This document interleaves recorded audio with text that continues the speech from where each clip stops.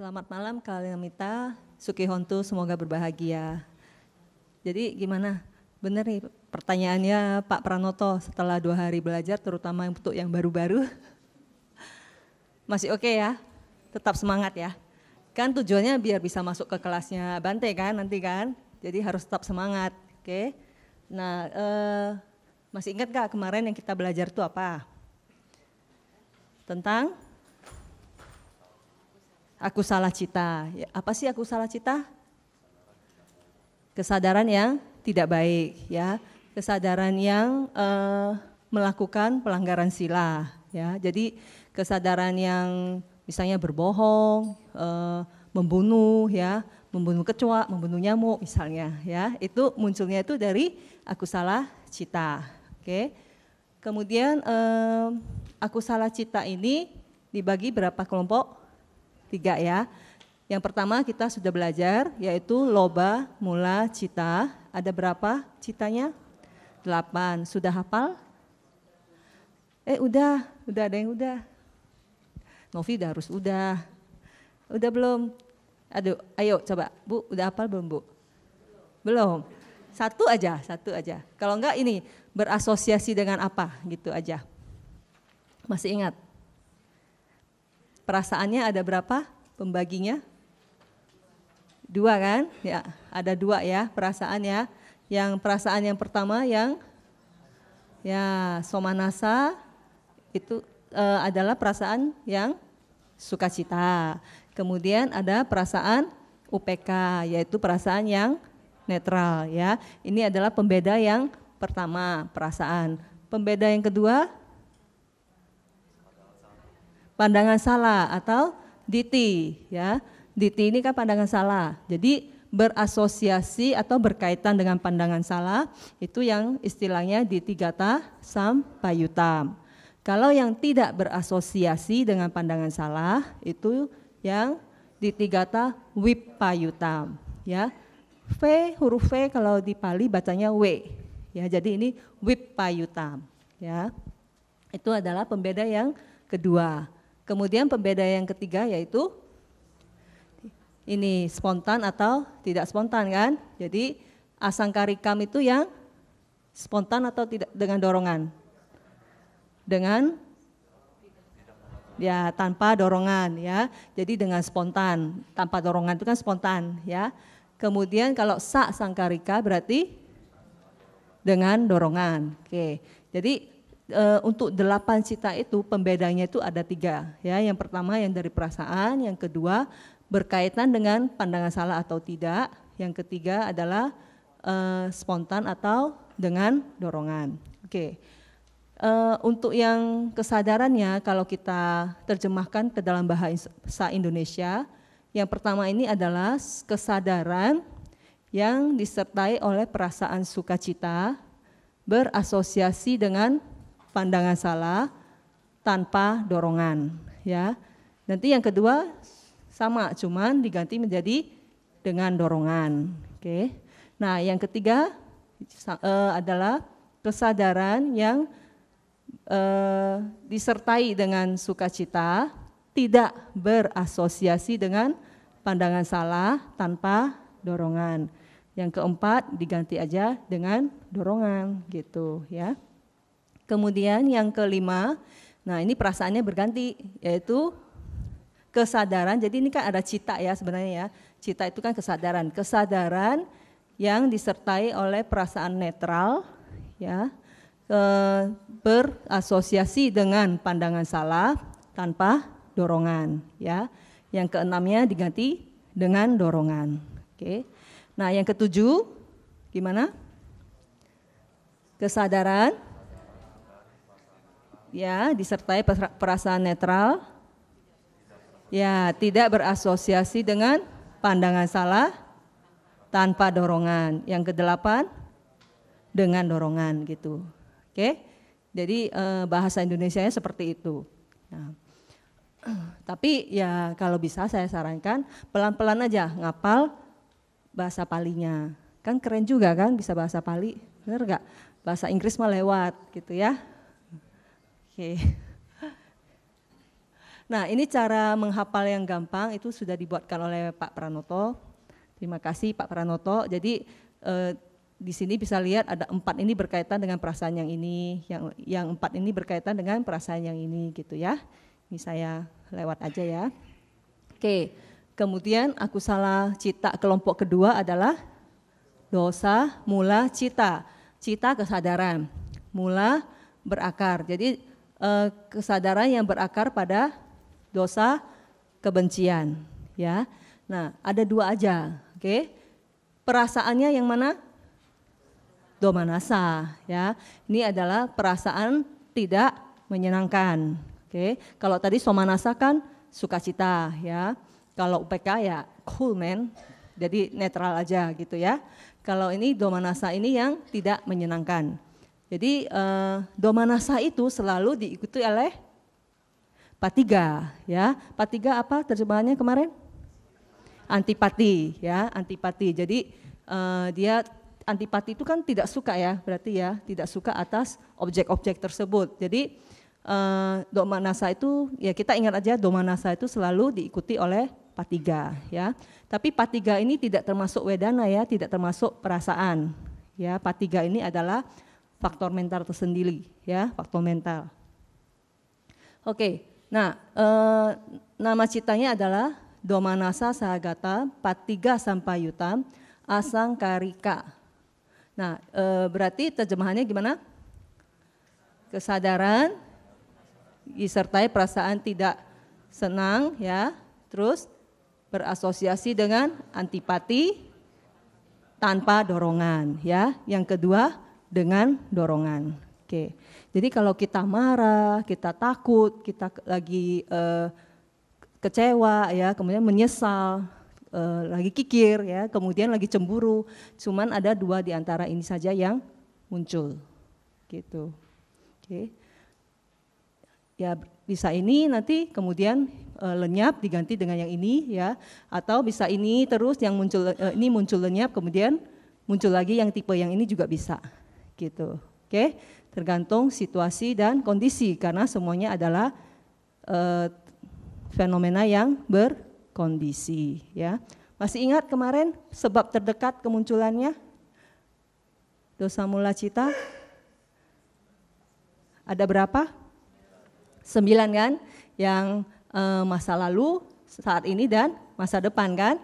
Dia telah menyakiti saya, dia sedang menyakiti saya, dia akan menyakiti saya. Kemudian dia telah menyakiti sahabat saya, dia sedang menyakiti sahabat saya, dia akan menyakiti sahabat saya. Yang terakhir, yang 3 terakhir, dia telah membantu musuh saya, ya. Dia sedang membantu musuh saya dan dia akan membantu musuh saya, ya. Jadi sebenarnya dosa mula cita itu ya bisa timbul itu salah satunya ya karena 9 landasan itu, tapi juga nanti kalau di bab 2 kita belajar bisa ada penyebab-penyebab yang lain ya. Sabar. Oke. Yang ini dulu dihafal. Ya. Sekarang hari ini kita lanjut ke akusala cita yang 2 terakhir yang berakar pada moha. Oke. Jadi moha mula cita adalah kesadaran yang berakar pada delusi. Ya, moha diterjemahkan sebagai delusi.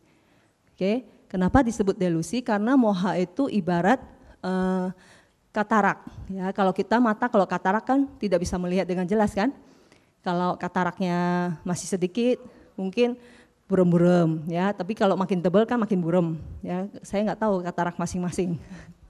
Ya, jadi buram dari apa? Buram dari kebenaran hakiki. Ya, jadi moha itu justru yang membuat kita itu selalu mengejar konsep, ya, dan selalu menganggap konsep itu adalah sesuatu yang kekal. Oke. Moha itu dia tidak mau melihat kebenaran hakiki. Sudah bisa membedakan ya kebenaran hakiki dengan konsep ya. Oke, kebenaran hakiki punya apa? Punya apa? Kebenaran hakiki itu karakteristik individu ya, punya sifatnya masing-masing kan, kayak dosa yang dia mau menghancurkan objeknya. Kalau loba justru menggenggam objeknya. Ya, itu kan karakteristik hakiki. Nah, kalau konsep kan tidak ada ya, karena konsep itu merupakan gabungan dari fenomena-fenomena gitu loh ya, digabung menjadi satu, makanya dia tidak punya inti yang jelas, tidak punya sifat alamiahnya ya. Nah, itu yang dikejar-kejar oleh awija atau moha ya. Jadi moha itu sama dengan awija, ketidaktahuan. Oke. Dianggap bahwa handphone misalnya ya, sekarang paling baru apa sih, Samsung S8 ya.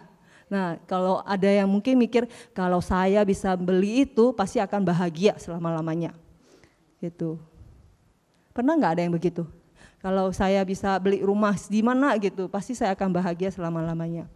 Tapi kalau udah dapat belum tentu kan, pasti ada keinginan untuk lebih dan lebih. Nah, itu kalau kita terus mengejar konsep ya. Jadi makanya moha inilah yang bisa membuat kita untuk melakukan kejahatan ya. Karena kita terus mengejar sesuatu yang tidak ada dan tidak pernah ada rasa puas, kemungkinan besar kita akan melanggar sila, benar gak? Mungkin pikir, nggak apa-apalah berbohong, gitu kan? Berbohong itu kan melanggar sila. Tidak apa-apalah korupsi. Korupsi itu termasuk pelanggaran sila kedua, ya. Mencuri kan? Mencuri yang bukan haknya, gitu. Oke? Nah itu, jadi sebenarnya loba mula cita, dosa mula cita, itu semuanya berakar tidak hanya misalnya loba mula cita, dia akarnya kan ada loba ya, tapi pasti juga disertai oleh moha ya. Karena tanpa moha kita tidak akan melakukan sesuatu yang jahat, istilahnya begitu. Dosa mula cita selain berakar pada dosa, dia juga punya akar moha. Jadi loba mula cita itu ada dua akar. Oke, kesadaran loba mula cita ada dua akar, yaitu loba dan moha. Dosa mula cita juga dua akar, yaitu dosa dan moha. Ya, jadi akusala cita itu pasti ada mohanya, gitu. Sedangkan moha mula cita dia hanya satu akar, yaitu moha aja. Ya, kalau ada loba berarti jadi loba mula cita, gitu loh. Kalau ada dosa jadi dosa mula cita, gitu. Jelas ya? Karena akar yang jahat ada berapa sih? 3 aja kan? Loba, dosa dan moha, gitu ya. Oke, nah moha mula cita ini ada 2 juga. Yang pertama nama citanya adalah upeka sahagatam wicikica sampayutam. Nah wicikica ini artinya keraguan. Oke, jadi ini adalah suatu kesadaran yang disertai perasaan netral berasosiasi dengan keraguan. Ya, nah keraguan itu apa sih? Keraguan itu ya dia bimbang kan, tidak bisa mengambil keputusan. Oke, jadi biasanya kalau misalnya di satu momen kita tidak bisa menentukan objek mana yang kita mau ambil, ya. Misalnya memilih barang gitu ya, tapi kita tidak bisa memilih salah satu pun, begitu banyak barang misalnya. Nah itu berarti saat itu yang muncul adalah yang wicikica, ya. Jadi dia keraguan-raguan, dia tidak bisa mengambil keputusan. Oke. Nah ini ada 2 pendapat. Kalau misalnya di bukunya Biku Bodhi, wicikica ini hanya berlaku untuk keraguan terhadap Buddha, Dhamma, Sangha, ya. Kemudian latihan itu maksudnya tidak ragu bahwa kalau kita latih meditasi atau melatih sila itu bisa membawa ke jalan yang benar, bisa membawa ke pencerahan gitu ya. Ragu bahwa ada agregat masa lalu, artinya ragu terhadap adanya kelahiran yang lalu ya. Ragu terhadap kelahiran yang akan datang gitu ya. Ragu terhadap keduanya. Itu yang termasuk wicikica menurut buku di Biku Bodhi. Tapi di kitab komentar yang nanti mungkin kalau dibaca di buku kesadaran, maaf, itu termasuk juga keraguan terhadap objek panca indera. Ya, jadi termasuk kita sehari-hari kalau kita ragu sama sekali tidak bisa memilih di antara banyak, nah itu berarti yang muncul juga kesadaran yang ini, gitu. Oke, ya. Jadi wicikica ini artinya keraguan. Oke. Nah, UPK ini adalah perasaan, ya kan? Kalau wicikica sendiri termasuk ke faktor mental, ya. Nah, kalau yang kesadaran yang kedua ini UPK Sahagatam, Udaca Sampayutam. Udaca ini mungkin kalau di buku kesadaran itu masih diterjemahkan sebagai kegelisahan, tapi untuk buku kedua sudah diganti jadi kebingungan karena termnya lebih tepat. Jadi kalau Udaca ini orang itu bingung, ya. Tapi misalnya dia harus memilih di antara dua barang, misalnya dua ini, dia ambil ini dulu, kemudian nggak jadi lah, ambil lagi yang ini. Beda ya, kalau misalnya wicikica, dia tadi nggak mau ngambil dua-duanya, karena dia berasa ini, dia nggak bisa memutuskan ini mana yang baik bagi dia gitu loh, ya. Itu wicikica. Tapi kalau udaca, dia ngambil dulu sebentar, habis itu nggak mau ganti lagi yang lain, itu udaca. Bingung gitu loh, mau yang ini atau yang ini ya gitu. Tapi dia sempat memutuskan. Makanya kalau di wicikica itu tidak ada keputusan, kalau di udaca masih ada keputusan. Dia memutuskan ngambil A dulu, tapi sebentar aja dia udah bingung, dia lepas, dia ambil lagi yang lain. Itu ya, itu namanya kesadaran yang timbul adalah yang ke-12 ini, udaca sampayuta, ya. Jadi nama citanya apa?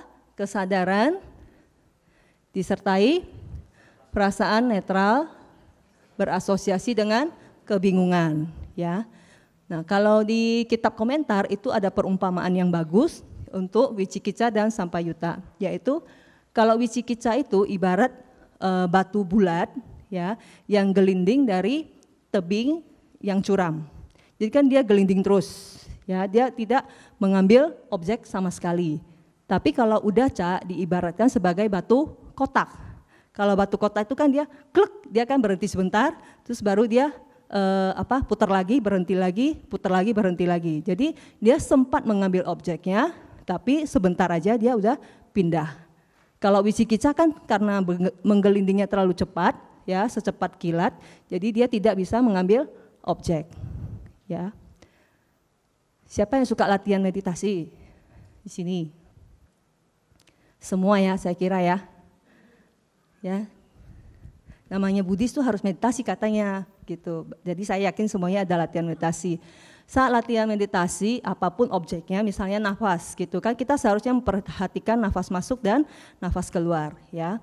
Tapi seringnya perhatiin mungkin nggak sampai 10 nafas, pikirannya udah kemana, gitu kan, ya. Kemudian ingat lagi, balik lagi, ntar keluar lagi, gitu kan, keluar dari nafas lagi. Nah, saat itu keluar bolak-balik itu, yang muncul adalah udaca, gitu. Ya, jadi sebenarnya saat meditasi pun akan bisa timbul akusala cita, ya. Jadi kalau bisa kita pikirannya mengembara atau balik lagi mengembara ke sana ke sini, berarti saat itu kita timbul kebingungan, udaca sampayuta, gitu. Oke, karena makanya kalau udaca itu termasuk salah satu rintangan batin, termasuk wicikica juga, ya.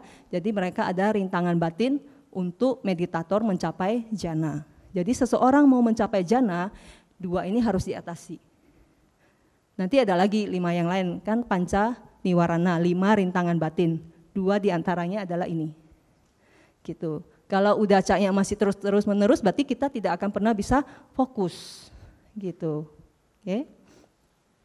Gampang ya? Moha mula, ya. Jadi moha mula citta itu ada berapa akar kesadarannya? 1, ya. Apa aja? Moha aja, ya. Kalau loba mula citta ada berapa akar? 2, ya. Apa aja? Loba dan moha. Dosa mula citta? 2 juga, yaitu dosa dan moha. Pede aja jawabnya yang kenceng gitu. Ya, nggak apa-apa. Kan di video loh. Nanti masuk YouTube ada suaranya siapa gitu ya. Oke. Nah, jadi 12 ini itulah yang kita sebut sebagai akusala cita. Jadi sekarang kalau ditanya siapa yang berbohong? Siapa yang berbohong? Kelompoknya aja deh, daripada nyebut citanya kan panjang. Siapa yang berbohong? bisa loba mula cita, bisa dosa mula cita. Loba mula cita kalau dia berbohong untuk supaya dia bisa memiliki suatu barang misalnya ya, atau berbohong untuk supaya meninggikan dirinya sendiri gitu misalnya ya. Kemudian kalau berbohong yang disertai dosa mula cita, mungkin dia benci sama orang tertentu, dia sengaja berbohong membuat orang yang menderita ya, itu berarti didasari oleh dosa mula cita. Tapi kalau melanggar sila pertama,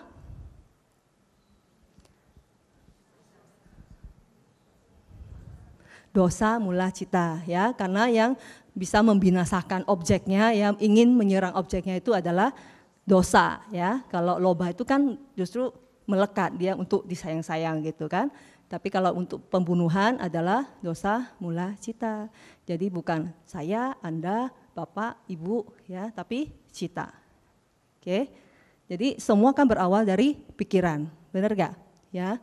Jadi kalau misalnya dosa mula atau loba mula muncul, kalau masih munculnya di pikiran, kalau kita bisa mengendalikan dia tidak menjadi wacikama atau kayakama. Wacikama adalah kama melalui ucapan, ya. Kalau kayakama adalah kama melalui perbuatan, gitu loh, ya.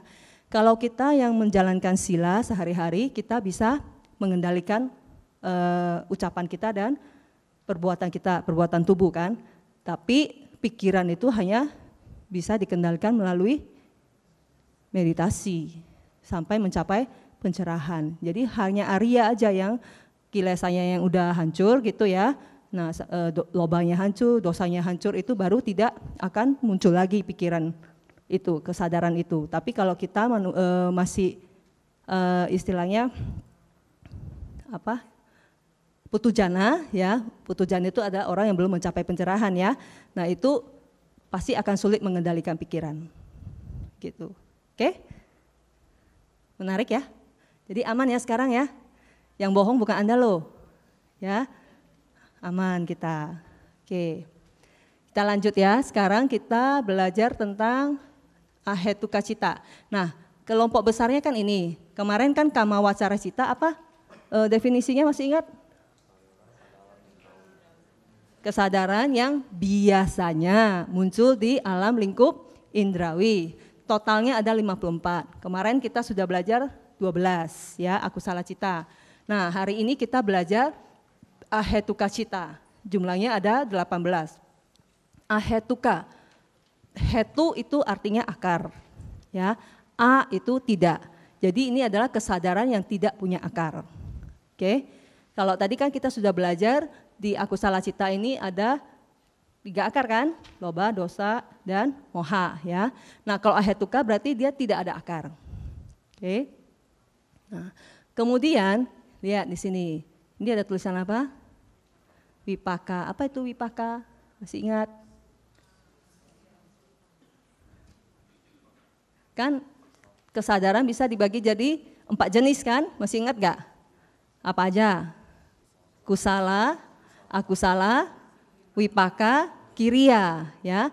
Yang di barisan ini yang akusala kan? Oke. Kemudian kalau ini berarti dia adalah wipaka. Wipaka itu artinya hasil atau resultan. Jadi kesadaran ini yang 7 ini dan 8 inilah yang menerima buah dari perbuatan kita, buah dari kama kita. Gitu. Oke. Jadi saat kita menerima buah kama baik kita, ya, itu yang menerima adalah salah satu dari 8 kesadaran ini, ya. Saat kita menerima buah dari kama buruk kita, itu adalah salah satu dari 7 ini. Gitu. Oke. Nanti kita belajar lagi yang perbuatan baik itu atau buah kama baik itu, selain yang ini ada lagi yang berakar, ya, tapi itu besok. Oke, sekarang kita yang belajar yang tanpa akar dulu. Jadi yang membuat bukan Anda, yang menerima juga bukan Anda. Yang menerima buahnya juga bukan Anda, ya. Kan tadi yang membuat katanya bukan ini kan, bukan kita kan, tapi aku salah cita kan. Nah, yang menerima hasilnya juga kesadaran, gitu loh ya. Jadi tujuannya apa sih? Untuk memberitahukan kita bahwa tidak ada diri atau roh. Ya, yang ada ya ini, kesadaran dan vakum mental yang di dalam batin itu. Oke?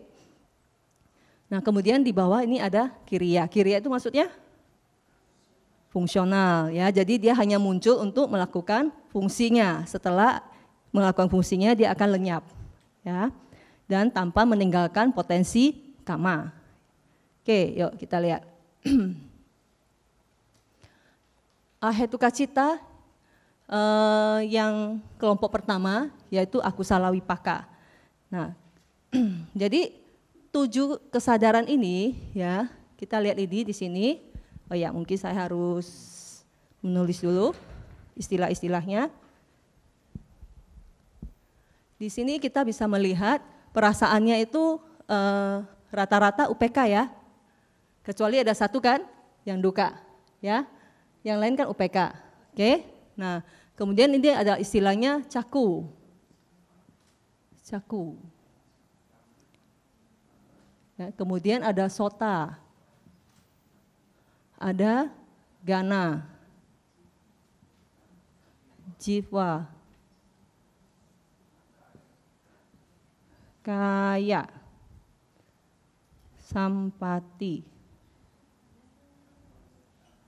Sana. Sama santi rana. Oke. Nah, di sini kita bisa lihat perasaannya adalah semuanya UPK kecuali yang kaya winyana disertai oleh duka ya. Nah, kita lihat dulu apa sih ini caku, sota, gana, jiwa, kaya. Caku itu adalah istilah untuk mata. Ya. Sota telinga.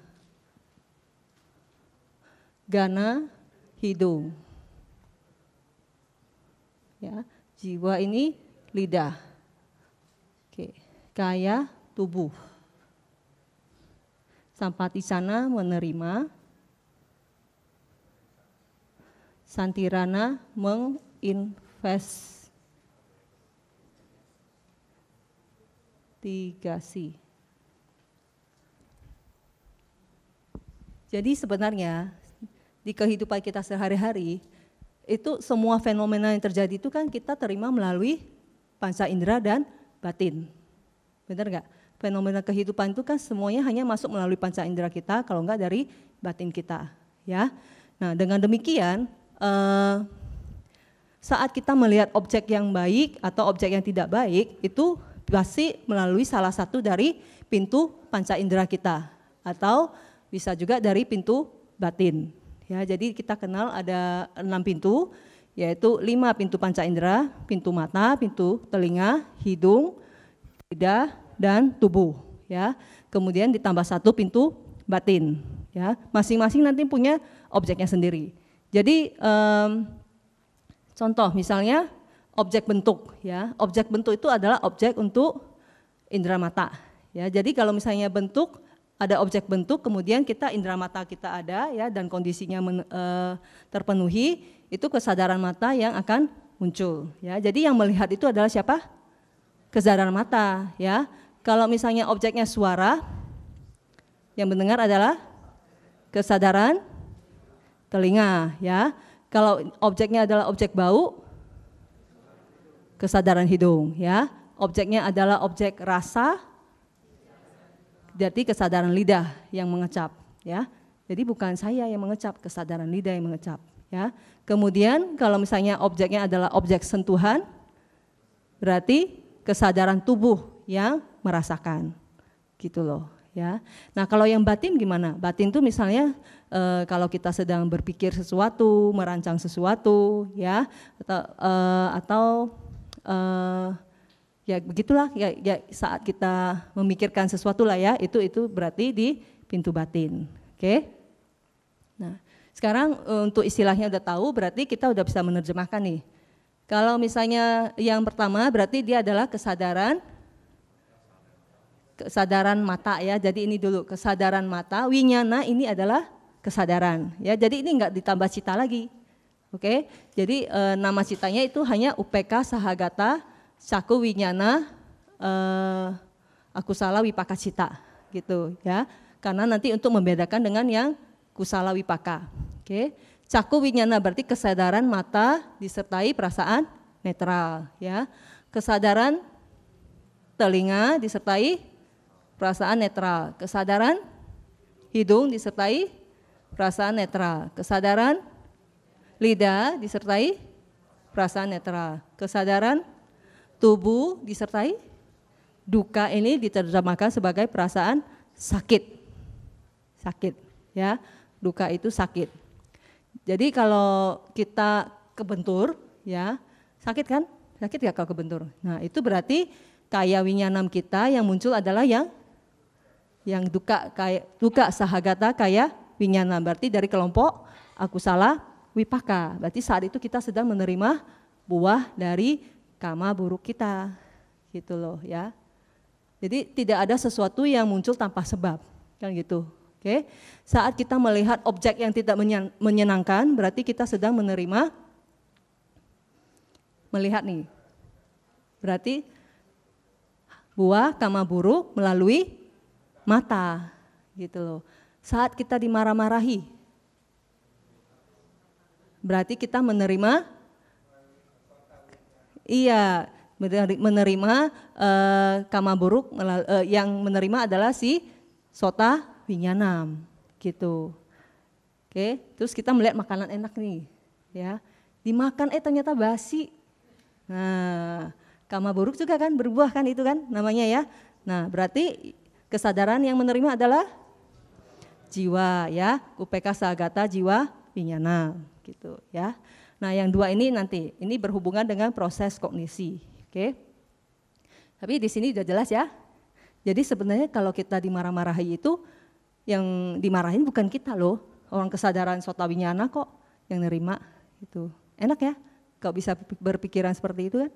Dan ini adalah cita, ya. Cita itu selalu, ini kemana-mana. Cita itu selalu berlangsung, muncul, berlangsung dan lenyap, gitu. Jadi ya jangan terlalu dipikirkan gitu loh maksudnya, ya. Oke, nah kemudian kita lihat, yang penting di sini coba. Perasaannya tadi apa? Netral, ya, kecuali tubuh, ya. Oke, yang ini kan netral. Tapi kenapa kalau dimarah-marahin kok sedih? Dimarah-marahin kok marah? Benar gak? Padahal yang menerima perasaannya UPK loh, perasaannya netral. Tapi kalau ada gak yang dimarahin senyum, ketawa gitu? Hah? Ada ya, hebat Pak, hebat. Banyakan gimana Pak? Bales, ya kan? Berantem lama-lama, ya kan? Nah, kenapa? Padahal lihat nih, ya, perasaan kesadaran yang menerima itu hanya netral. Ya, karena apa? Karena begitu ada objek suara yang masuk ke pintu telinga, ya, itu objek suara itu adalah realitas yang hakiki. Ya, itu ada ininya, karakteristik alamiahnya. Masuk ke telinga melalui rangkaian proses kognisi, ya, kemudian udah selesai, itu kemudian suaranya itu kita freeze, kita ambil ke hati, masukkan ke pintu batin, terjadilah proses kognisi di pintu batin. Nah, proses kognisi di pintu batin itu ada beberapa tahap, ya, bisa 3-4 tahap. Tahap pertama itu dia tahap mengingat, ya, jadi setelah lewat satu tahap, satu proses kognisi pintu batin itu ada 12 kesadaran, oke. Jadi setelah lewat 12 kesadaran itu udah selesai, itu baru tahap mengingat. Kemudian lanjut lagi ke proses kognisi batin yang kedua, ya, itu juga 12 kesadaran, itu adalah tahap memberi nama, gitu ya. Oh, sudah tahu nih, ini adalah suara yang keras misalnya, yang kenceng gitu ya. Kemudian pas proses kognisi batin yang siklus ketiga, nah itu udah jelas, oh bahwa ini adalah marah-marah gitu loh, ya. Jadi itulah yang bisa membentuk dari objek yang hakiki. Tadi objek suara itu kan realitas hakiki kan. Nah, setelah melalui proses-proses di pintu batin, 3 proses itu akhirnya jadi bergabung menjadi konsep. Jadi kita marah itu karena apa? Karena konsep. Gitu loh, ya. Nah, setelah itu baru tahap proses batin yang keempat, nah itu tergantung. Kalau Bapak ini tadi katanya enggak marah, dia kalau misalnya dimarahin dia ketawa senyum, nah berarti Bapaknya ini bisa menerima konsep dengan perhatian yang bijaksana. Bapak ini tahu bahwa konsep itu tidak ada, tidak eksis, ya, tidak ada yang kekal. Itu namanya perhatian yang bijaksana, yoniso manasikara. Dengan demikian yang dimunculkan oleh Bapak itu pasti adalah cita atau kesadaran yang baik, karena dia tidak marah. Tapi kalau misalnya yang orang yang perhatiannya tidak bijaksana, dia akan menggunakan persepsi-persepsi dia kan, oh kalau dia ngomong kata ini berarti dia menghina saya dari kecil itu udah diajarin kalau orang ngomong ini berarti itu tidak sopan. Jadi dari pengalaman kita masa lalu, dari budaya kita, dari pendidikan kita, akhirnya kita ada suatu persepsi yang terdistorsi, ya, persepsi yang terdistorsi itu berarti menyimpang ya, menyimpang gitu. Nah itu adalah perhatian yang tidak bijaksana. Kita menganggap bahwa konsep itu adalah wujud yang kekal. Nah, dengan demikian kita akan membalas juga dengan aku salah cita, gitu. Ya, jadi apapun yang masuk sebenarnya perasaannya itu cuma netral. Mau menanggapinya dengan aku salah cita atau nanti dengan aku salah cita tergantung diri sendiri, gitu. Oke, intinya itu di sini, ya. Inti kedua dihafal citanya. Gampang ya, asal tahu dulu ini caku apa ya, tapi urutannya ingat ya, dari mata ke telinga, hidung, lidah dan tubuh gitu ya. Ya. Kalau ikut lagu yang zaman dulu nggak nyambung Bu, kan? Nyambung nggak? Mata saya, hidung dulu ya, baru ke telinga ya, nggak bisa. Jadi ini harus dari mata, telinga, hidung, lidah, dan tubuh. Oke. Nah, kemudian dua ini apa? Ada slide itu nggak proses kognisi? Ada di sini? Nggak ada ya? Di buku kayaknya ada ya? Ada nggak di modul? Kalau nggak di buku kesadaran, pada bawa nggak? Nggak bawa ya? Ada ya? Nah, saya lupa kopi tadi. Oke. Jadi gini aja, sini saya. Maaf ya. Apa? Nah, kalau yang bawa bisa lihat halaman 213. Oh, di modul juga ada ya? Di modul yang mana ini? Yang bab 1. Bab 1 juga ada yang ini. Bagian yang ini ada? Nggak ada yang bawa? Kalau yang bawa buku nggak pada bawa ya? Kan udah copy kan filenya? Belum copy? Oh belum print, bisa lihat di HP juga ya. Jadi di halaman 213 kalau di buku kesadaran, nah itu adalah proses kognisi pintu panca indera. Nah kebetulan yang dicontohkan di sini adalah yang pintu mata ya. Jadi saya mungkin pinjam ya Nov. Sorry. Jadi di sini kita bisa lihat, nah kalau cita dalam satu jentikan jari itu kan dia hilang muncul miliaran kali ya. Nah kalau yang namanya objek atau materi, objek itu kan materi ya, salah satu maksudnya dalam kelompok rupa. Kalau objek itu masa hidupnya itu lebih panjang, dia 17 kali momen cita. Ya, 17 kali momen kesadaran. Jadi si objeknya muncul 17 momen, citanya itu hilang muncul 17 momen gitu loh. Jelas ya? Jadi objek hidupnya lebih panjang 17 kali dari cita gitu istilahnya ya. Jadi misalnya di sini kita lihat ada arus bawangga ya, itu ada arus yang pasif, yang kemarin kalau ada yang tanya itu kalau kita koma ya itu kita di arus bawangga ya. Kemudian kalau ada objek, kemudian objeknya itu akan menggetarkan si bawangga ya sampai ke yang kesadaran ketiga, akhirnya bawangganya terputus. Nah setelah itu akan muncul kesadaran yang mengarahkan ke 5 pintu batin. Baru setelah itu akan muncul kesadaran mata. Jadi ini kesadarannya itu dia akan muncul lenyap baru bisa diganti oleh kesadaran yang lain. Ya.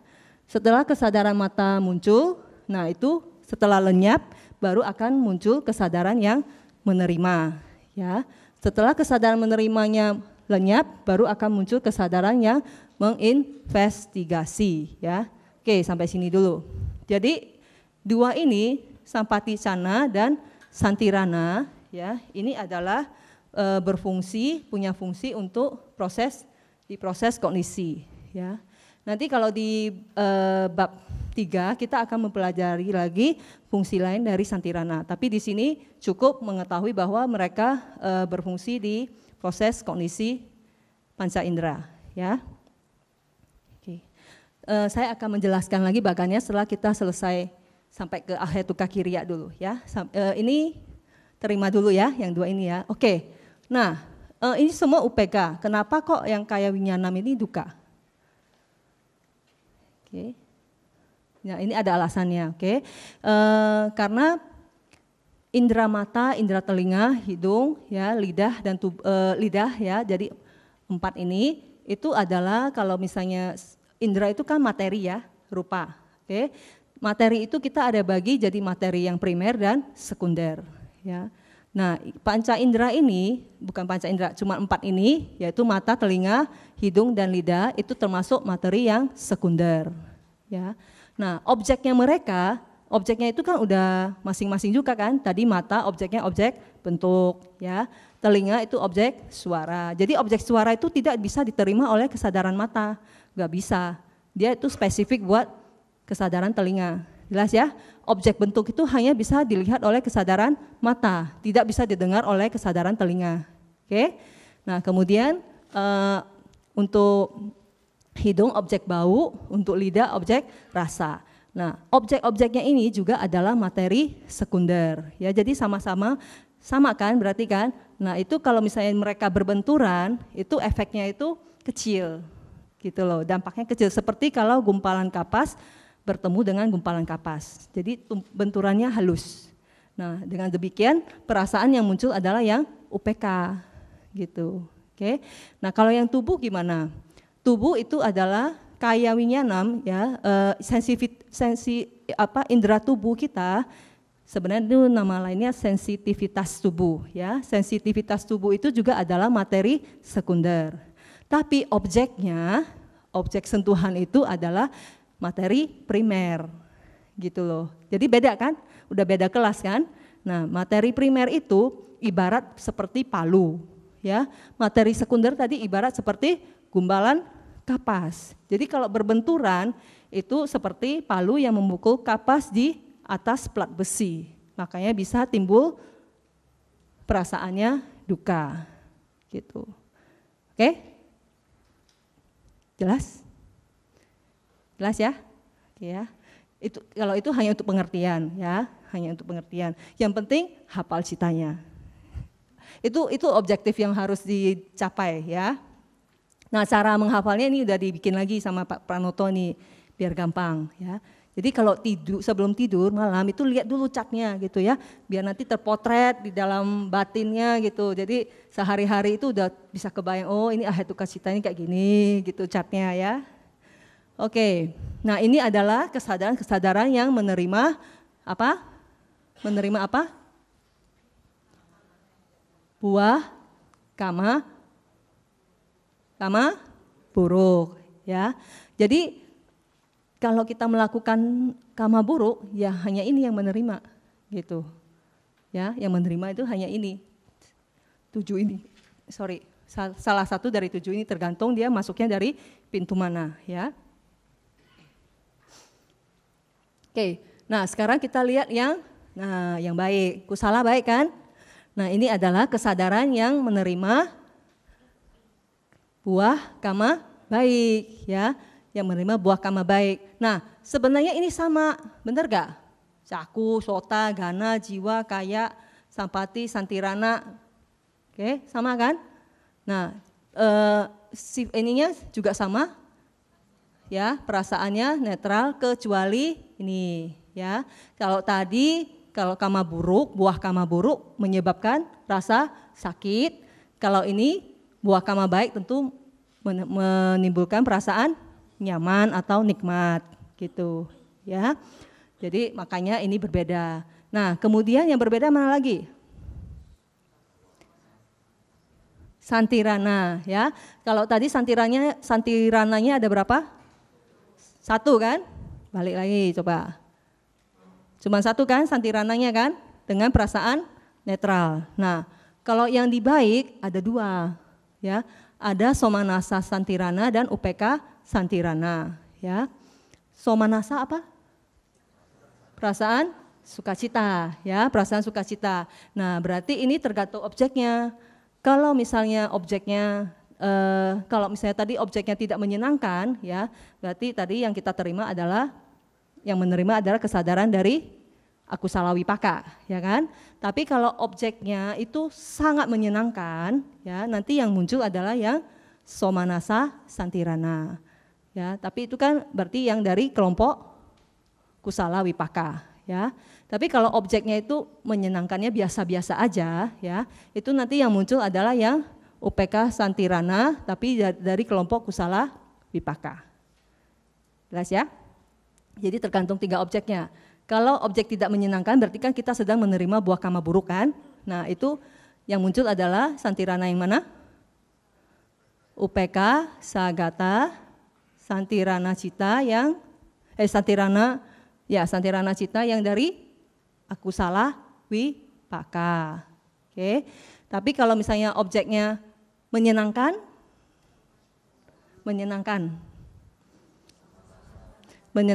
bisa ini aja, upeka sagata santirana kusala wipaka cita ya. Kalau sangat menyenangkan baru yang somanasa sagata santirana cita dari kusala wipaka cita. Oke, dari kelompok itu. Nah, untuk menyebutkan citanya khusus untuk kusala itu harus disertai kusala wipaka, kadang harus disertai ahetukanya. Ya, jadi upeka sagata caku wijana ahetuka kusala wipaka cita. Ya, jadi kesadaran mata yang disertai perasaan netral, ya, kesadaran resultan mata, ya, yang disertai perasaan netral tanpa akar, ya. Karena apa? Karena ternyata perbuatan baik itu selain bisa diterima oleh salah satu dari cita yang ada di sini, juga bisa diterima oleh 8 cita yang lain yang akan kita pelajari besok. Jadi ternyata cita yang bisa menerima kama baik itu lebih banyak loh dibandingkan yang bisa menerima kama buruk. Karena yang bisa menerima kama buruk itu hanya yang ini aja, gitu ya. Tapi rasanya gimana seringnya? Yang sering muncul yang mana? Dari kelompok mana? Ini atau yang ini? Kalau melihat saya berarti apa yang muncul? Dari kelompok mana nih? Deg-degan juga saya. Yang ini ya Pak? Aduh terima kasih Pak. Yang somanasa apa yang upeka santirananya Pak? Hah? Yang mana ini? Yang somanasa atau upeka? Kalau somanasa berarti saya objek yang sangat menyenangkan. Tapi kalau yang UPK ya berarti biasa-biasa aja deh loh gitu loh ya. Tapi nggak jelek-jelek amat gitu ya. Oke, jelas ya sampai sini ya. Nah ini juga tentu kalau kita menerima buah kama buruk, menerima buah kama baik melalui kesadaran tubuh ya, berarti itu kan pasti sesuatu yang menyenangkan bagi tubuh kita. Ya makanya perasaan yang menyertai adalah yang perasaan yang nikmat, ya, yang nyaman. Contoh misalnya kena di ruangan ini yang ada AC, kan nyaman kan? Berarti kita lagi menerima buah kama baik loh, ya, daripada di bawah terik matahari gitu, misalnya, ya. Kemudian kalau kita memakai baju yang terasa nyaman, itu berarti kita juga menerima buah kama baik melalui kesadaran tubuh, melalui sentuhan, gitu. Oke? Tapi misalnya kita pakai sepatu, ternyata sepatunya menggigit, kan biasa orang bilang sepatunya menggigit itu kan, berarti itu sensitivitas tubuh kita lagi menerima, jadi kesadaran tubuh kita itu lagi menerima buah kama buruk, yang muncul adalah yang duka, sagata, kaya, winyanam, kesadaran itulah yang menerima buah kama buruknya, gitu. Jelas sampai sini? Enak kan? Asik ya, abhidhamma ya. Jadi sekarang udah tahu ya, yang berbuat bukan saya, yang menerima juga bukan saya. Gitu ya. Jadi enak dong ya, aman ya. Gitu ya. Ya mestinya perasaannya ya netral aja. Oke. Nah, tapi hati-hati juga, jangan dikira kalau kita menerima buah karma baik, itu nanti pasti akan ditanggapi oleh cita yang baik. Bisa saja kita jadi melekat. Ya, misalkan tiba-tiba ada aktor Korea, datang. Siapa sih yang paling ganteng? Contoh, nggak boleh ngomong nama. Ya, nah pasti cewek-cewek, wah ini objek yang sangat menyenangkan. Ini adalah buah karma baik saya. Nah, tapi kalau nanti sampai ke proses kognisi pintu batin, yang muncul adalah loba mula cita, sama aja membentuk benih karma buruk yang baru. Tetap aja harus ditanggapi dengan perhatian yang bijaksana. Itu hanya konsep, tidak kekal. Lama-lama juga tua gitu. Menghibur diri gitu ya. Oke. Jadi kalau menerima buah karma baik pun kita harus selalu waspada lah istilahnya gitu. Oke. Nah, sekarang kita lihat kalau Sampati Cana dan Santirananya tadi sama menerima dan investigasi. Nah, kemudian dari kelompok Ahetuka. Ahetuka Kiriya. Kiriya tadi berarti fungsional ya. Fungsional itu maksudnya dia muncul, kesadarannya muncul untuk melakukan fungsinya, kemudian lenyap dan tidak menimbulkan potensi kama, tidak menimbulkan jejak kama. Oke. Nah, Kiriya Cita itu ada 3 yang di Ahetuka ini yang tanpa akar, yaitu Upeka Sagatam Panca Dwara Wajana Cita. Ya. Kesannya kayak rumit ya, tapi ini sebenarnya bisa dipilah-pilah, Panca Dwara Wajana dan Mano Dwara Wajana. Oke, tulis dulu. Saya pakai merah nggak apa-apa ya, jangan dikira saya marah ya, saya baik kok.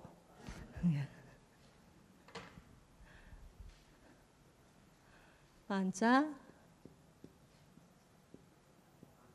Dwara Awajana. Ya, Awajana, sorry. Oke, ya. Panca semua orang tahu. Enggak tahu panca itu keterlaluan. 5, ya, 5.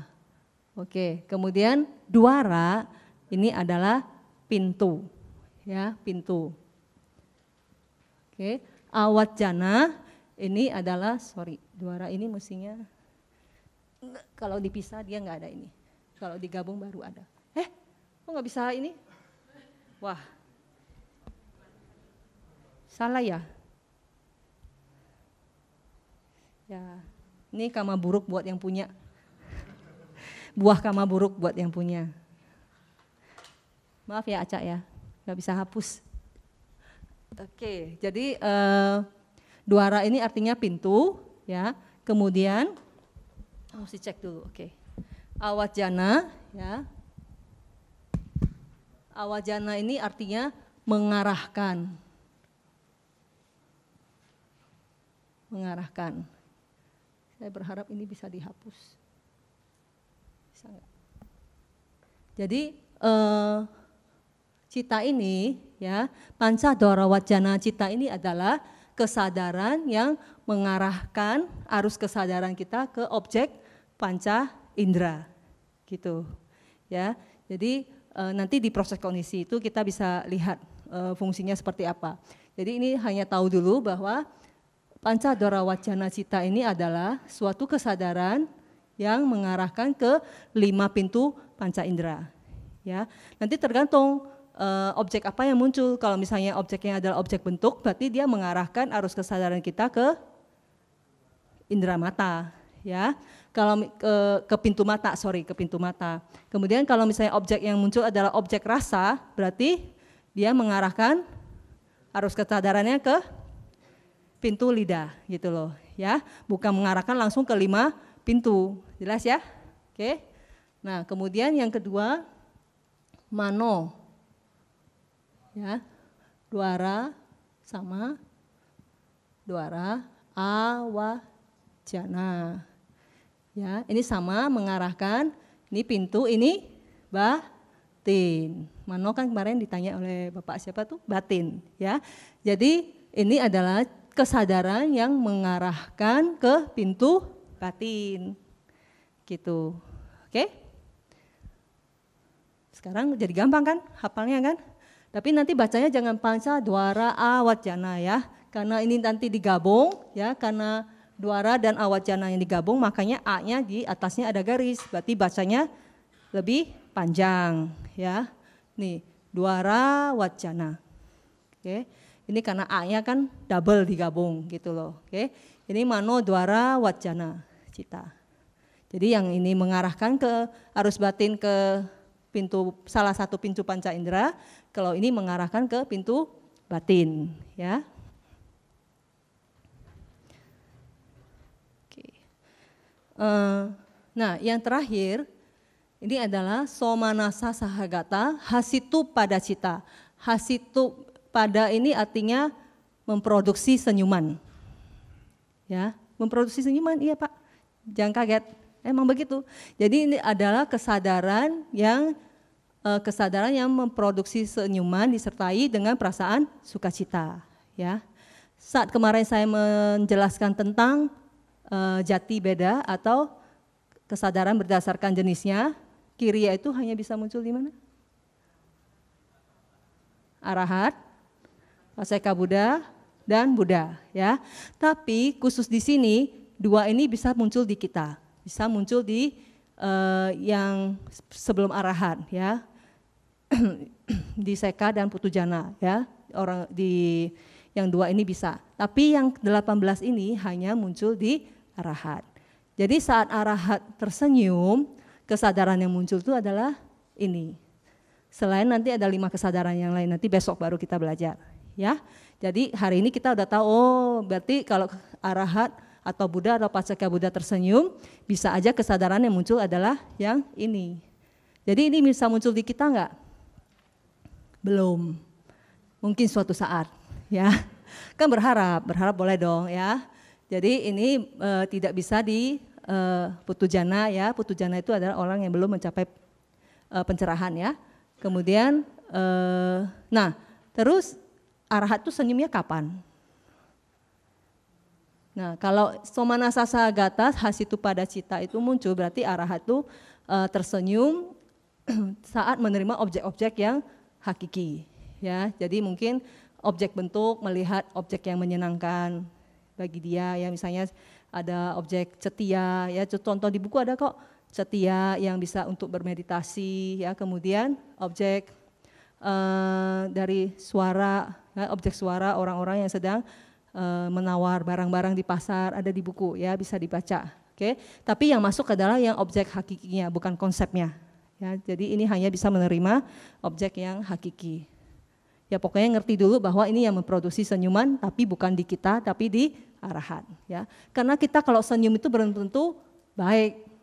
Bisa aja senyum itu karena loba mula, benar gak? Ya kan? Melekat pada sesuatu itu saking senangnya, misalnya sama film, ada film baru, hore gitu, itu kan loba mula sebenarnya ya. Oke. Dari kemarin sampai hari ini ada yang hitung nggak berapa banyak usaha cita yang muncul? Banyak apa dikit? Dikit ya, bagus ya. Jadi ini adalah keseluruhan dari ahetuka cita. Oke. Ada yang mau bertanya? Silakan Pak ya. Bentar, silakan. Saya mau tanya, manusia itu punya kesadaran satu, jadi batin satu atau banyak? Tadi cerita kan banyak banget tuh kesadaran. Kita punya satu atau punya banyak? Oke, terima kasih Pak. Jadi sebenarnya gini, kita nggak bisa umpamakan bahwa cita itu ada terus gitu, nggak bisa Pak. Jadi cita itu ada di mana pun kita nggak bisa tahu gitu loh Pak ya. Jadi pas saat dia memang harus muncul sesuai dengan kondisi objeknya dan sebagainya, itu nanti dia bergabung dengan cetasika yang cocok dengan dia baru muncul gitu. Setelah itu lenyap. Nanti disambung lagi oleh kesadaran lain yang sesuai dengan kondisi muncul lagi. Jadi bukan ada satu gitu, misalnya satu bulat gitu cita, kemudian nanti faktor mental atau cetasikanya gabung-gabung, nah jadi satu cita itu enggak. Jadi dia hilang, benar-benar hilang. Jadi nanti kalau misalnya nah tadi misalnya kesadaran, misalnya ada objek suara ya, si sotawinyana itu muncul itu enggak sendiri. Cata winyana itu kan cita. Dia muncul dengan cetasika yang memang harus muncul bersama dia. Itu nanti dia muncul, habis itu lenyap, semuanya lenyap gitu loh Pak. Nah kenapa saya kemarin sebut hanya satu, itu ibaratnya seperti air ya, kemudian dicampur dengan sari buah tertentu, dia jadi jus, misalnya imbus gitu. Nah nanti udah diminum habis kan, airnya juga habis kan Pak. Nah kemudian nanti bikin lagi air, ya airnya kan itu ibarat cita. Dicampur jus yang ABCD lagi, nah mungkin ini adalah jus yang power up misalnya gitu. Nanti diminum kan airnya habis juga gitu ya. Jadi seperti itu Pak. Jadi bukan ada satu wujud yang kekal. Nah nanti cetasikanya beda-beda bukan Pak. Jadi muncul juga dia entah ada di mana, dia akan tiba-tiba muncul. Kemudian nanti setelah selesai fungsinya dia lenyap gitu. Ada satu atau banyak gitu kan? Iya. Cita itu satu, tapi karena dibedakan berdasarkan tingkatannya, berdasarkan dengan jenisnya, ya. Terus dhamma yang berasosiasi tadi, misalnya pandangan salah, terus perasaan gitu, itu bisa jadi 89 sampai 121 jenisnya gitu, tipenya. Tipenya itu bisa jadi 89 sampai 121 gitu. Tapi jangan dibayangkan bahwa cita itu wujudnya kekal, gitu ya Pak ya. Jadi kalau misalnya dia muncul bersama dengan faktor mental, ya kemudian setelah fungsinya selesai dia lenyap ya, semua lenyap. Kayak minum jus tadi kan hilang kan, habis kan, gitu loh. Begitu Pak. Hah? Oh ya, ada kalau itu ada nanti faktor mental tertentu yang memang untuk mencatat.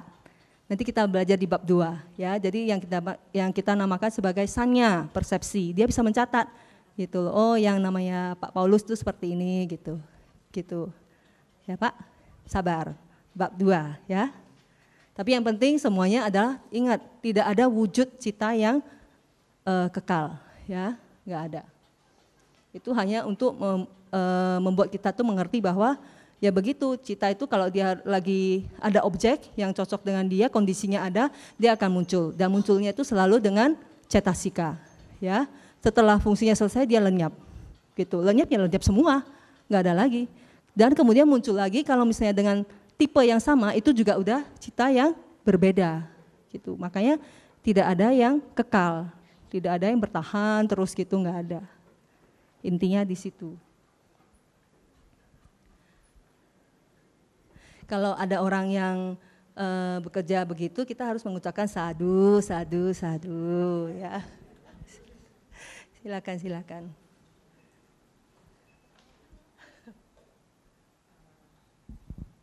Ya, Cering kalau yang lain-lain seperti lo bang, aku salah cita itu ya, yang aku salah itu kayaknya kita lebih gampang melihatnya gitu ya. Tapi khusus yang ahetuka kiriya cita ini, bisa dijelasin lagi nggak contohnya tuh supaya kita bisa melihatnya lebih mudah tuh contohnya apa ya? Yang 2 ini kan bisa muncul di Putujana kan, cuma yang khas itu pada aja kan. Contoh yang 2 ini lah gitu, biar kita lebih gampang lihatnya. Iya. Enggak maksudnya itu kan hasil kan, ya yang kita terima kan, ya.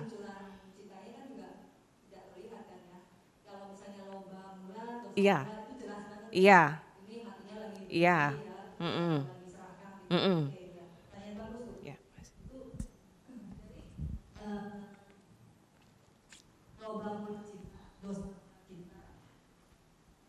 Dan moha mula itu adalah kesadaran yang mempunyai akar.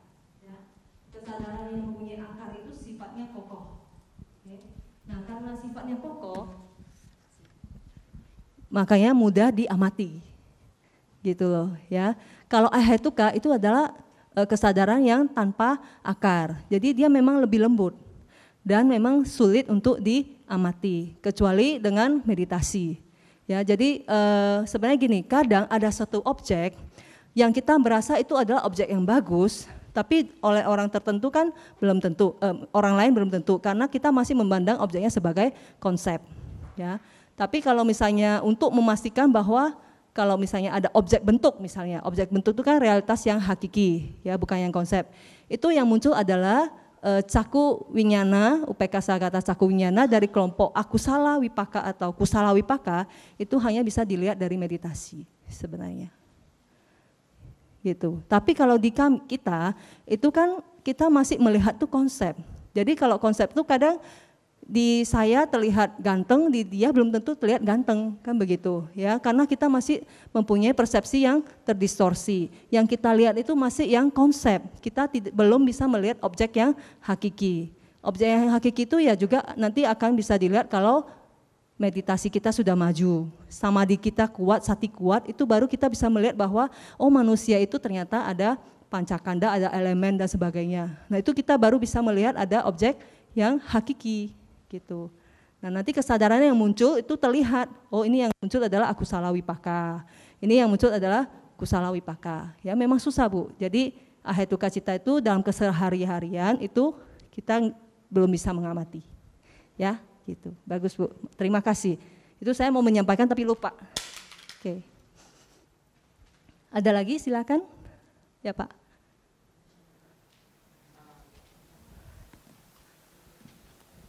Tes. Halo. Pak sebutkan nama dong biar saya kenal. Ya, Peter. Oh Pak Peter, oke.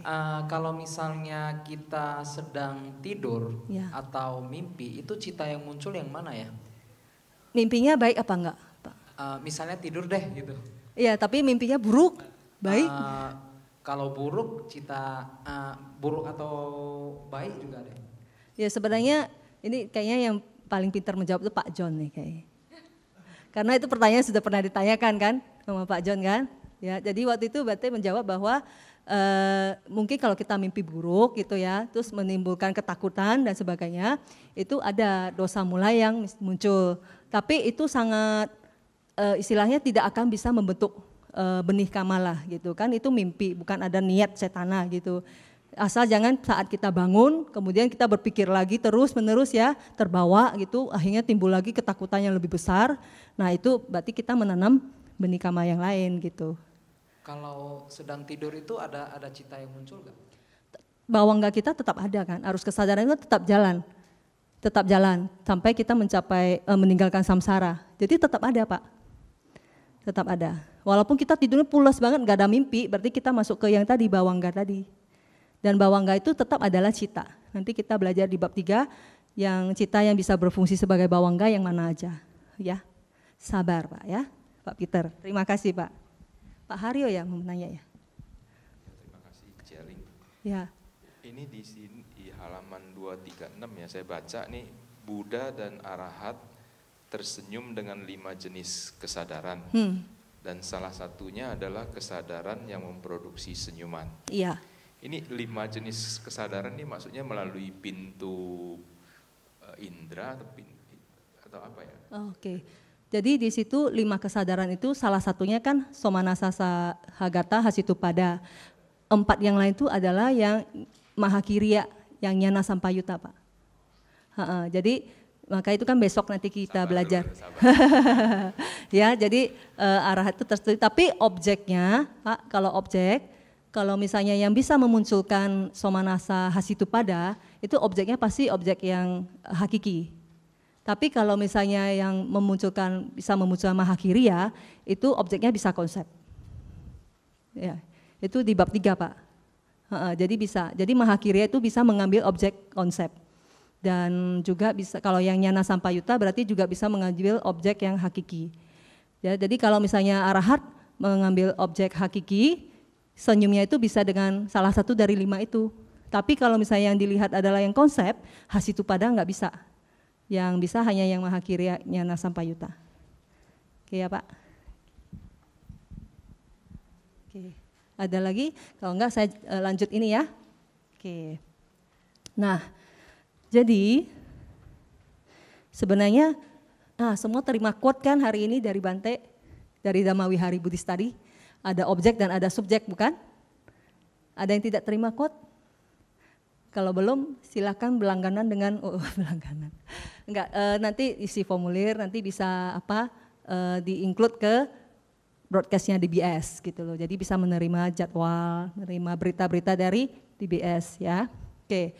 Nah, jadi sebenarnya di kehidupan kita itu materi-materi yang di luar, ya itu adalah objek.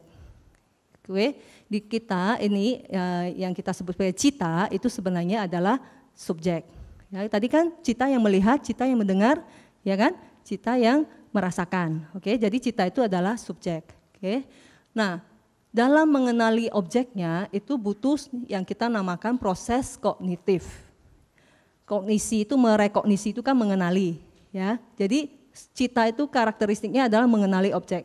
Untuk mengenali objeknya itu dia butuh proses kognisi, ya. Nah, kita di sini bisa lihat bahwa proses kognisi itu bukan hanya satu cita loh yang muncul kemudian lenyap selesai. Ya, jadi ada rangkaian cita yang muncul dan lenyap. Oke. Nah, misalnya di sini dia contohnya adalah proses kognisi melalui pintu panca indera. Jadi misalnya ada objek bentuk. Ya, indera mata itu hanya objek yang bisa diterima oleh kesadaran mata itu hanya objek bentuk. Jadi contohnya begini, misalnya di sini ada objek bentuk, ya tadinya kan pasif nih bawangga ya, pasif arus kesadaran yang masih pasif. Kemudian ada objek, ya kemudian objeknya itu mengganggu si bawangga, ya mengganggu arus bawangga. Arus bawangga ini masih cita, ya ada citanya. Jadi dia juga hilang muncul. Nah 3 bintang di sini ini maksudnya adalah muncul, berlangsung, lenyap, muncul, berlangsung, lenyap. Oke? Ya. Kemudian objeknya ini setelah dia menggetarkan bawangga, akhirnya bawangganya berhenti. Ya jadi arus kesadaran yang tadi tidur istilahnya ya. Kemudian dipotong gitu kan dia nggak langsung berhenti ya. Jadi dia perlu 3 momen gitu dia baru berhenti. Nah, setelah berhenti baru yang mengarahkan ke 5 pintu tadi apa namanya? Ya, UPK Sahagata, Panca, Dwara Wajana, Cita ya.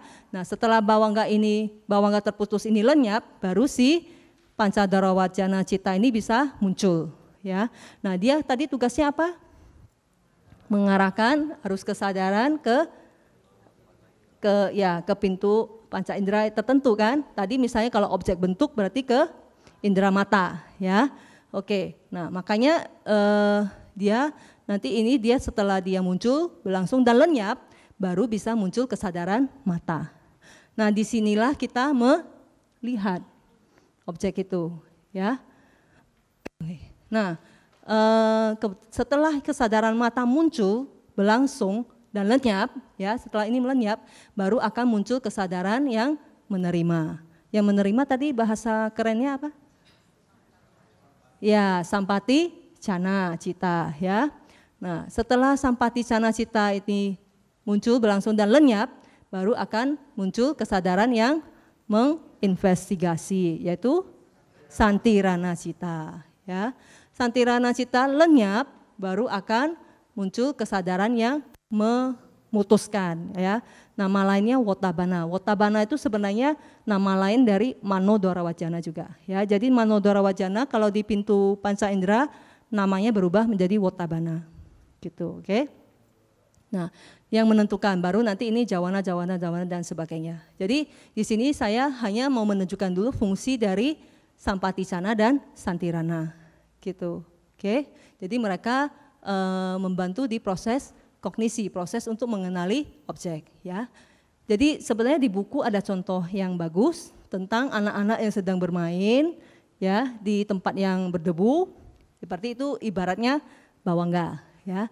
Kemudian ada suatu yang menyentuh tangan salah satu anak. Kemudian ada anak yang bilang, "Benda apa itu?" gitu ya.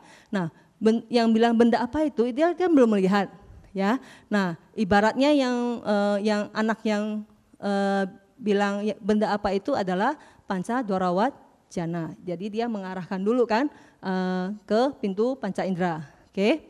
Kemudian ada anak yang itu bendanya warna putih gitu. Berarti dia sudah melihat kan? Ya anak yang melihat itu ibaratnya adalah kesadaran mata ya. Nah, setelah itu ada anak yang kemudian mengambil ya. Yang mengambil ini adalah kesadaran yang menerima, mengambil benda itu ya. Setelah diambil kemudian dia ini bentuknya kotak gitu. Berarti dia menginvestigasi ya, menginvestigasi. Setelah itu setelah dia tahu kotak, kemudian dia memutuskan, menimbang, ini baik atau buruk ya bendanya gitu loh. Ya, ini hanya analogi, oke? Jadi, akhirnya dia berasa benda ini baik, berarti dia memutuskan benda ini baik. Akhirnya diberikan ke ibunya untuk dijadikan kalung. Ya, jadi ini adalah uang sebenarnya, uang koin. Dia berikan ke ibunya menjadi kalung. Nah, yang menikmati itu adalah yang impuls ini, jawana. Nanti kita belajar di bab 3, ya. Sabar. Jadi di sini hanya untuk menjelaskan tentang kesadaran menerima dan menginvestigasi itu apa gitu. Jelas ya? Jadi di sini coba lihat, hanya untuk proses melihat itu berapa banyak cita yang hilang muncul. 17, karena objek itu tadi, kalau objek itu kan rupa ya, materi ya. Materi itu dia bisa paling lama itu bisa sampai 17 momen cita. Ya, jadi dia objeknya ini terus dari sini terus sampai di sini baru dia hilang. Tapi kesadarannya kan udah hilang muncul sampai 17 kali. Gitu. Nangkap gak maksudnya? Ya, karena objek itu mempunyai lifespan-nya itu 17 kali hidupnya cita gitu loh. Oke. Nanti syarat-syaratnya masih banyak ya, tapi kita terimanya itu dulu deh. Oke. Nah, ini dan pintu, kalau proses kognisi itu tidak hanya berhenti di salah satu pintu panca indera. Yang seperti saya tadi pasti, dan tadi saya jelaskan, pasti akan setelah proses pintu kognitif panca indera selesai, pasti akan diambil oleh proses kognisi pintu batin. Sampai 3-4 kali begitu ya, baru kita bisa melihatnya sebagai konsep. Ya, jadi sebenarnya konsep itu udah gabungan dari macam-macam gitu. Makanya kita tidak bisa melihat realitas hakiki dari konsep. Gitu. Jelas ya? Nah, setelah muncul konsep ya tergantung kita. Perhatiannya baik, bijaksana atau tidak. Begitu. Oke? Ada pertanyaan? Silakan, Pak. Sebutkan nama ya, Pak. Biar kenalan kita. Siapa namanya, Pak? Hendra, oke. Kalau katakan ada 2 orang melihat satu objek yang sama, kadang-kadang kan responsnya berbeda. Satu lebih lama, satu lebih pendek, lebih cepat. Yang satu lebih lama, yang kedua lebih cepat. Apakah yang lebih lama itu kita mengatakan momen proses kesadarannya lebih panjang daripada yang lebih cepat itu? Lebih cepat apa ya maksudnya? Saya dan juga kalau ketemu saya langsung tahu, oh itu Pak Jokowi. Kalau dia mungkin sedikit, siapa yang saya ketemu di mana ya? Apakah itu artinya momen kesadaran ini lebih panjang atau gimana? Atau sama aja? Sebenarnya kalau itu enggak Pak, jadi akan sama aja. Jadi asal syarat-syaratnya terpenuhi ya, misalnya melihat itu kan berarti harus ada tadi indera matanya sehat, memang bisa melihat gitu ya, terus ada cahaya, nah terus ada perhatian gitu kan, sama-sama bisa melihat ya, objeknya sudah terlihat. Nah saat terlihat ini prosesnya sudah berjalan Pak, ini sudah berjalan. Nah terkait mengingat itu berarti nanti tergantung memori, kekuatan memori, jadi beda lagi. Gitu. Kalau yang ini tetap dia udah berlangsung. Kalau sudah bisa melihat saya, proses ini sudah selesai. Sudah sampai ke proses pintu batin tadi yang 3 atau 4 kali gitu tergantung objeknya. Ya, Pak ya. Tapi kalau kekuatan mengingat ya bisa berbeda-beda tiap orang. Gitu. Oke. Bagus, Pak. Terima kasih. Ada lagi yang mau bertanya? Silakan, Pak. Namanya dulu. Nama Handi. Kalau kemampuan mengingat atau kemampuan menganalisa, berarti kan kecerdasan. Apa hubungannya dengan cita? Maksud saya itu apa yang membedakan kecerdasan setiap orang sama kemampuan mengingat setiap orang? Mungkin ada yang mau bantu saya menjawab? Kayaknya itu mungkin yang saya tahu aja ya, mungkin nanti juga saya tampung deh kalau memang saya jawabnya belum tepat. Yang pasti adalah memori tiap orang itu berbeda-beda, bisa tergantung pada satinya. Kita belum belajar ya perhatian penuh. Perhatian penuh itu ada fungsi lain yaitu untuk mengingat. Gitu. Jadi sati kita itu bisa beda-beda. Kemudian kalau terkait dengan pengetahuan berarti panya ya. Panya kita itu kan beda-beda. Kita udah hidup di alam samsara itu sudah tidak terhitung jumlahnya.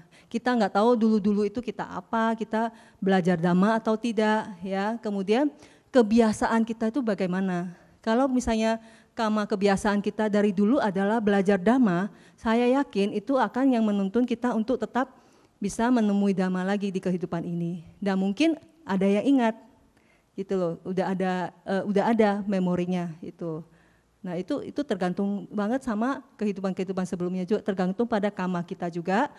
Dan kalau misalnya kehidupan ini ya tergantung dari pengetahuan kita dan memori kita juga gitu. Kalau orang memang sudah terlahir dengan, nanti kalau kita belajar yang besok, kita bisa lihat ada orang yang terlahir dengan penyambung kelahiran kembali itu adalah yang 3 akar. Berarti dia punya panya, punya amoha ya. Tapi ada juga yang terlahir hanya mungkin dengan 2 akar. Ya, orang yang terlahir dengan 2 akar ya berarti dia tidak punya panya gitu loh. Gitu. Jadi bisa tergantung karma kita. Kalau dalam kehidupan ini ya berarti tergantung ketekunan kita belajar dan sebagainya, kebiasaan kita bagaimana gitu. Yang pasti kalau kita tekun belajar Dhamma itu pasti akan menjadi kebiasaan untuk kehidupan yang akan datang. Jadi kita mikirkan dulu aja untuk kehidupan yang akan datang. Termasuk kebiasaan-kebiasaan jelek yang lain ya, misalnya kita sering merasa ketakutan ya. Mungkin ketakutan itu kemarin apa? Ketakutan dosa mula cita ya. Mungkin ketakutan itu tidak bisa memproduksi karma yang produktif, yang bisa menjadi penyambung kelahiran kembali. Tapi kalau kita sering-sering merasa takut itu bisa jadi karma kebiasaan yang akan terbawa sampai ke kehidupan berikutnya. Dan ketakutan itu mungkin juga adalah buah dari karma kebiasaan dari kehidupan yang lampau.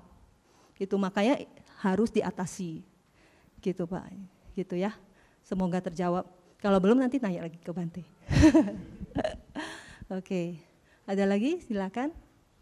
Bapak Ibu yang pegang absen terakhir siapa ya? Oh ya, absensi, oh ini di sini. Ada? Ada yang belum absen? Oh masih banyak. Ya silakan kita dari depan lagi. Ada lagi yang mau bertanya? Silakan Pak.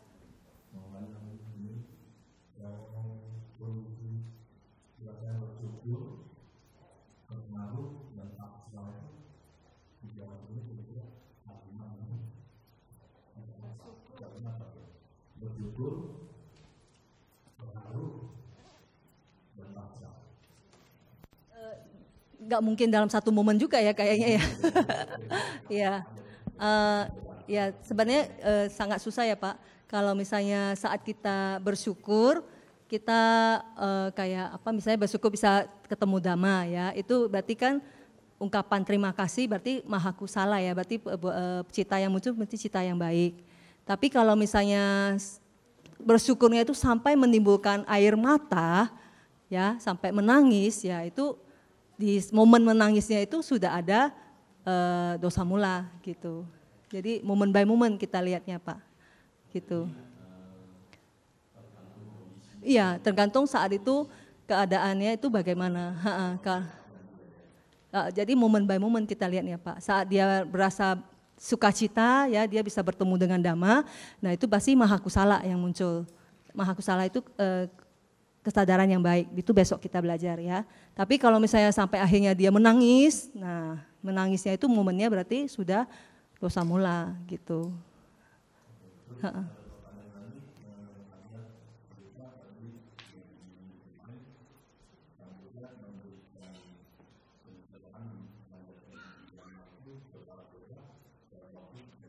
Iya.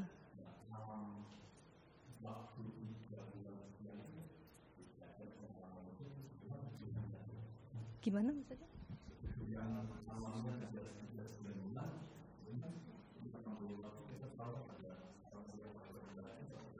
Oh, momennya ya. 3 bulan masa wasa bumi, ya. Itu hanya lebih singkat, nggak tahu berapa harinya dewa lah gitu. Berapa menit ya? Oh ya. Karena dewa sih ya Pak. Iya. Saya juga pengen Pak.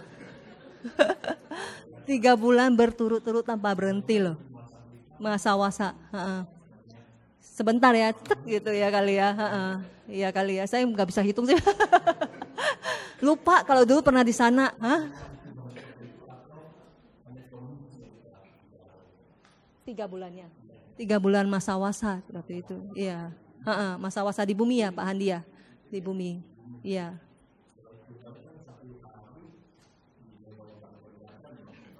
Iya, berarti sangat di sana kesannya sangat singkat. Iya, mungkin. Luar biasa. Karena yang membabarkan adalah Buddha dan yang mendengarkan adalah dewa.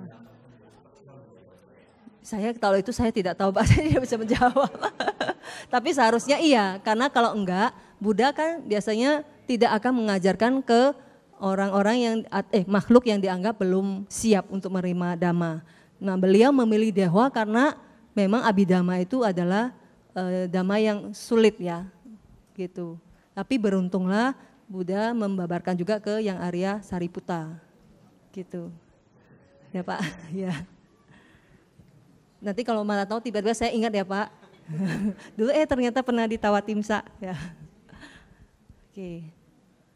Udah jam 9 ya? Oke, saya rasa sekian ya untuk hari ini. Semoga bermanfaat dan jangan lupa diulang di rumah ya.